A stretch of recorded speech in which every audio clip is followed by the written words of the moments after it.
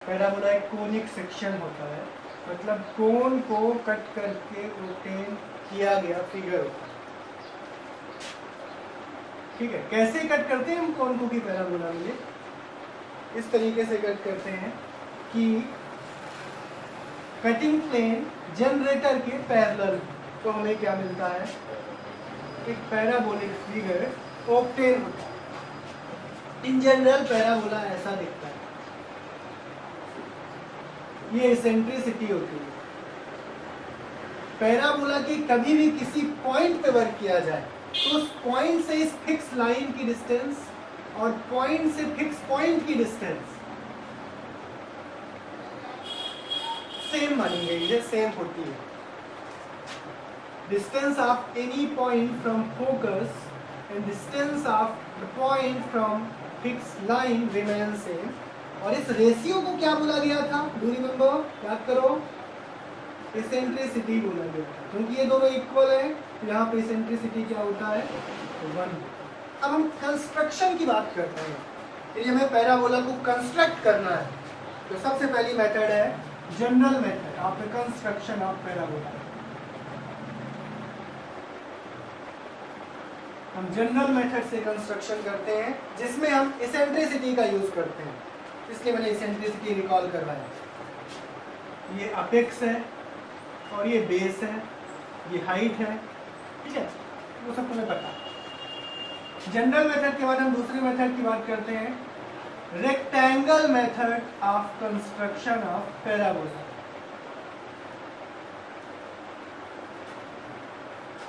General method के बाद हम किस मेथड की बात करते हैं? Rectangle method. ठीक, थर्ड मेथड की बात हम करते हैं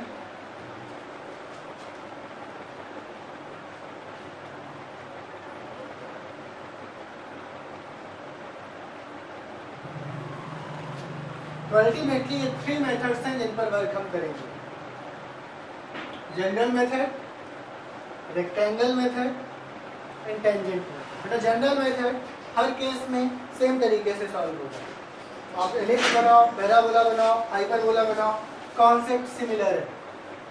रेक्टेंगल मेथड नाम से स्पष्ट है, कुछ रेक्टेंगल बनाना होगा।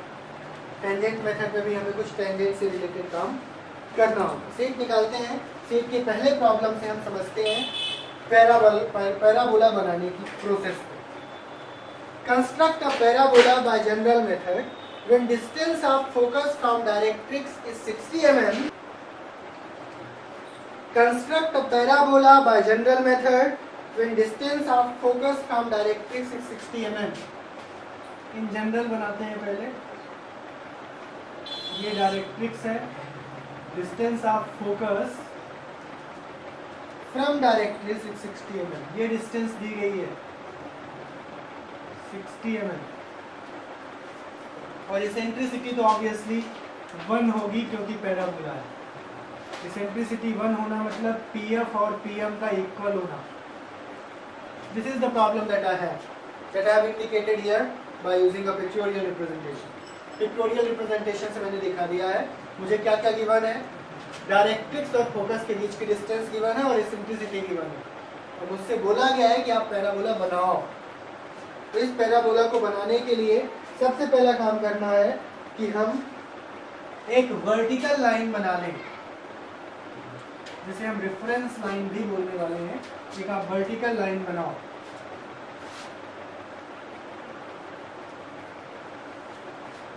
इसके बाद वर्टिकल लाइन के मिड से एक हॉरिजॉन्टल लाइन बनाओ,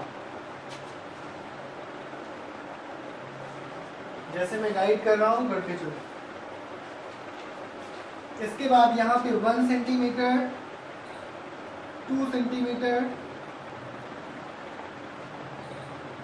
3 सेंटीमीटर, 4 सेंटीमीटर, 5 सेंटीमीटर, 6 सेंटीमीटर, जितने की लेना चाहो, जितनी लंबी पूरे पेज में। हाँ, 1 सेंटीमीटर बोल रहा हूँ मैं। 1 सेंटीमीटर पे हमने पॉइंट्स लिए। छठवें पॉइंट को हमने फोकस नाम दिया क्योंकि क्वेश्चन में ऑलरेडी गिवन है 60 mm के डिस्टेंस पर फोकस है, इसलिए मैंने 6 सेंटीमीटर डिस्टेंस के बाद इस पॉइंट को मैंने फोकस नाम दिया। ये बच्चों वर्टेक्स है। वर्टेक्स पर जो पॉइंट है वो पॉइंट कहाँ पे है एक्चुअल में? वो पैराबोला का पॉइंट है। और पैराबोला पे सिचुएटेड कोई भी पॉइंट क्या रिलेशन रखता है? Distance of point from focus is equal to distance of point from directrix. मतलब कहाँ पे होना चाहिए वर्टेक्स? 30 mm पे। थर्ड पॉइंट कौन सा है? First, second, third. इस पॉइंट को क्या नाम देंगे हम? Vertex of parabola. इसके बाद कुछ और पॉइंट्स हम 1 सेंटीमीटर पे ले लेते हैं, जितने लेना चाहो। वर्टेक्स के बाद के पॉइंट को रिस्पेक्टिवली हम मार्क करेंगे 1, 2, 3, 4, 5 एंड 6। और फर्दर पॉइंट लेना पॉसिबल है, आप ले सकते हो, नो प्रॉब्लम। इतना करने के बाद वर्टेक्स से हम एक वर्टिकल लाइन खींचेंगे। वर्टेक्स से आप एक वर्टिकल लाइन खींचो। ऊपर नीचे दोनों जगह खींचा जा सकता है, और एक जगह भी खींचा जाए अपवर्ड तो चलेगा। इसके बाद वर्टेक्स से फोकस की डिस्टेंस लो और ऊपर कट करो। वर्टेक्स से फोकस की डिस्टेंस लेके कट किया और इसको बढ़ा दिया, और यहां भी कट किया और बढ़ा दिया।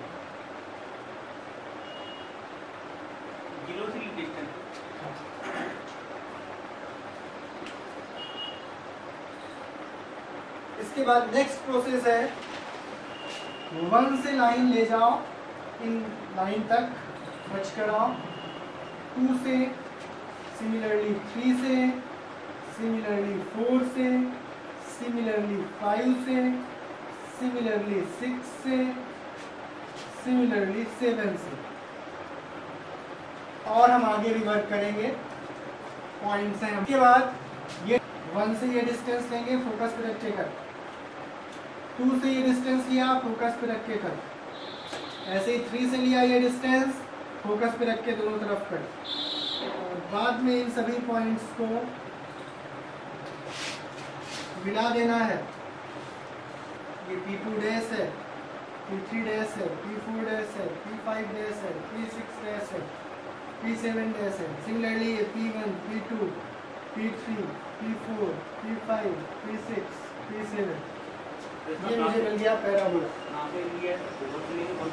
हाँ, पहले ये डिस्टेंस ली, फोकस पे रख के कट किया, तो ये डिस्टेंस ली, फोकस पे रख के कट किया। मेथड है रेक्टेंगल में। 9 प्रॉब्लम आप खुद करो, जनरल मेथड पर बेस्ड है।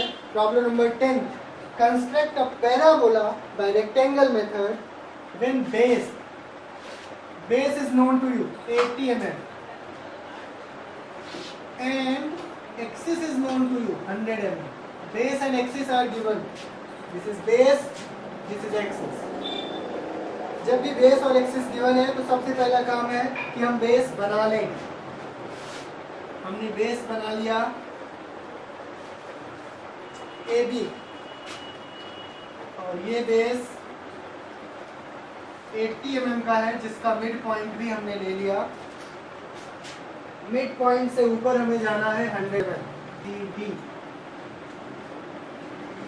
इतना करने के बाद हमें इसी के इक्विवेलेंट परपेंडिकुलर लाइन बढ़ानी है, इसी के इक्विवेलेंट परपेंडिकुलर लाइन बढ़ानी है, और एक रेक्टेंगल तैयार करना है, जो कि मैंने तैयार कर दिया। This is the rectangle that I have constructed right now.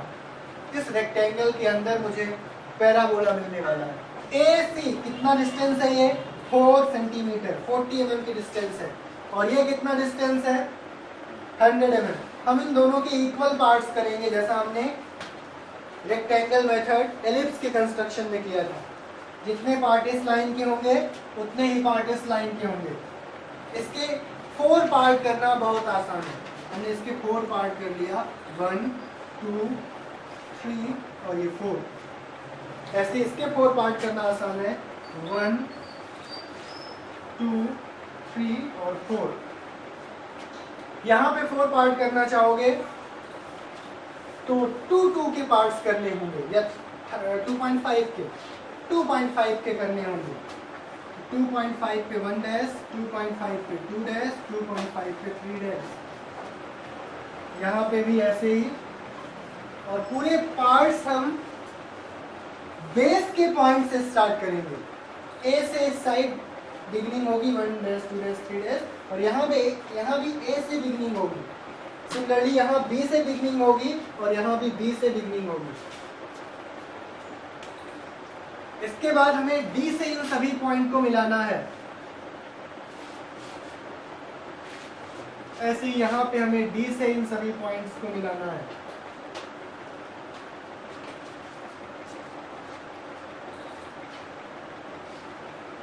ऐसा करने के बाद 1 से वर्टिकल लाइन हमें बढ़ाना है जो 1 डैश तक जाए, और इस पॉइंट को नाम दिया जा सकता है P1। 2 से लाइन बढ़ाना है जो 2 डैश तक जाए, और इस पॉइंट को नाम दिया जा सकता है P2। और ऐसे ही हम 3 से 3 डैश तक बढ़ाएंगे।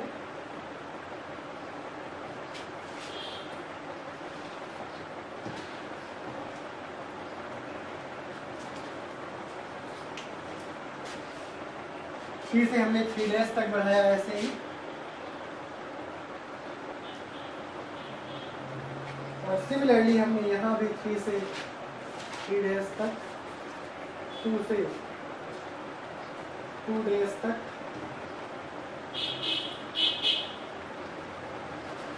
और 1 से 1 डैश तक।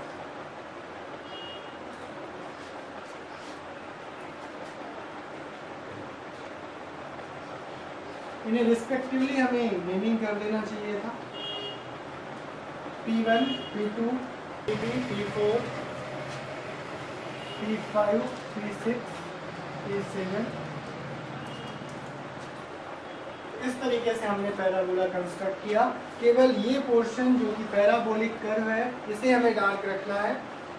ब्लूइश मार्कर से जो भी वर्क है उसे तुम्हें लाइट रखना है। This is the parabola by using rectangle method. Problem number 11 में a ball is thrown up in the air that reaches the maximum height of 160 mm. Total height is known to me, and it is known to be 160 mm, that is 16 centimeter, and travels a horizontal distance of 120 metre. ये भी 160 metre था, जिसमें हमने एक assumption किया। हमने 1 metre को 1 mm के इक्विवेलेंट एज्यूम किया, जिसके कारण 160 मीटर 160 mm हो गया। ये हमें टोटल हाइट पता चल गई, और बेस पता है हमें। It travels horizontally, horizontal distance कितना ट्रेवल किया बॉल, ये मुझे नोन है। कितना नोन है? 120 मीटर। और क्योंकि ये assumption हमने किया है, ये हो जाएगा 120 mm। Trace the path of the ball, assume it to be parabolic। इसे भी हम उसी तरीके से करेंगे जैसा हमने पिछला प्रॉब्लम किया। I leave it up to you, but I will guide before starting the next one। सबसे पहले बेस बनाओ 120, मिड पॉइंट से ऊपर तक जाओ, and start and perform the same process that I have done earlier with the problem 10. Now proceed towards the next problem. Problem number 13, half proceed.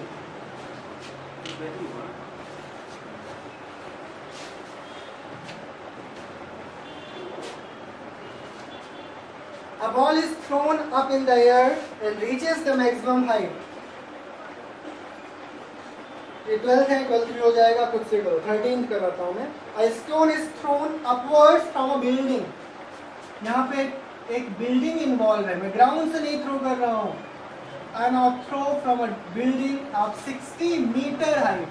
Let's say 1 meter is equivalent to 1 mm.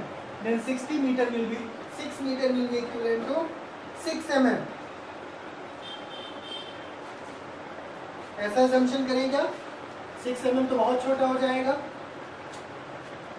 1 metre को 1 centimetre assume कर लें तो ये 6 centimetre हो जाएगा, 60 mm हो जाएगा। ठीक है, ऐसा कर लेते हैं।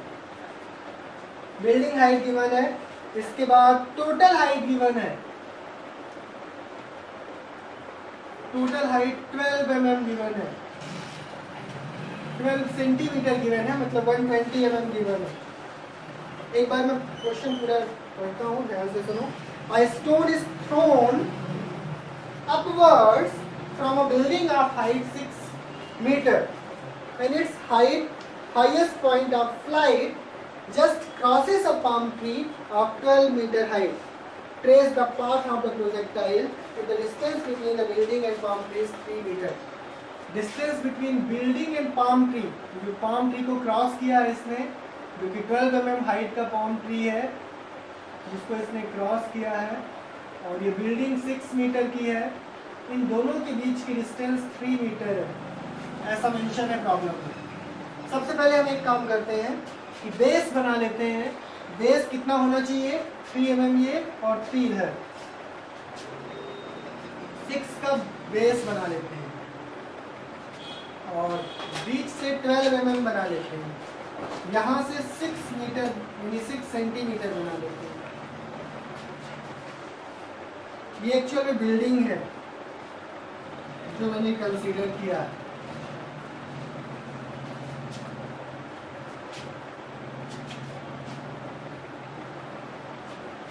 ये 6 मीटर की मैंने बिल्डिंग कंसीडर की है।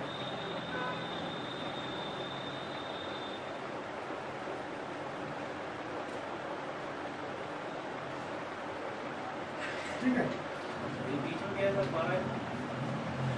ये पाम ट्री है जिसको क्रॉस करेगा हमारा स्टोन। फिर हम रेक्टेंगल अब बना लेते हैं।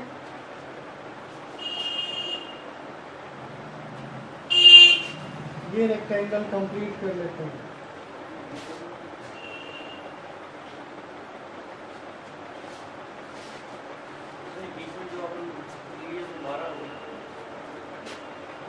हाँ, ये 20 वाली 12 है टोटल, और ये टोटल 3 और 3 6 सेंटीमीटर है या 30 mm। जनरली हम mm में लिखते हैं क्वांटिटीज, तो ऐसा लिख सकते हैं। अब इसके पार्ट उतने ही करने चाहिए जितने इसके मैं 3 पार्ट आसानी से कर पाऊंगा, 1 2 and 3, 1 2 and 3। इसके मुझे 3 पार्ट करने हैं, 6 से 2 3 जा 6, 2 के पार्ट करने हैं, 1 dash 2 dash 3 dash, 1 dash 2 dash और 3 डैश।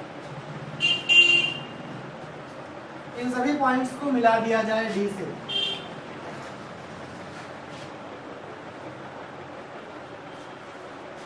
वन से वर्टिकल लाइन 1 डैश तक जो हमें P1 देगा, 2 से हमें P2 मिलेगा,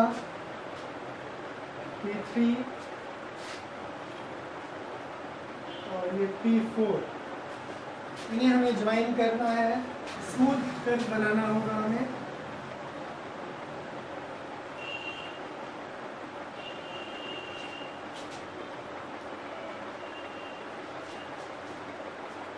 ये इस पर्टिकुलर हाइट पे नहीं जबकि ग्राउंड पे आएगा, जिसके लिए हम P से 1 से होती हुई एक लाइन बढ़ा दें और नीचे जहाँ पे भी हो वहाँ पे हम कट करें।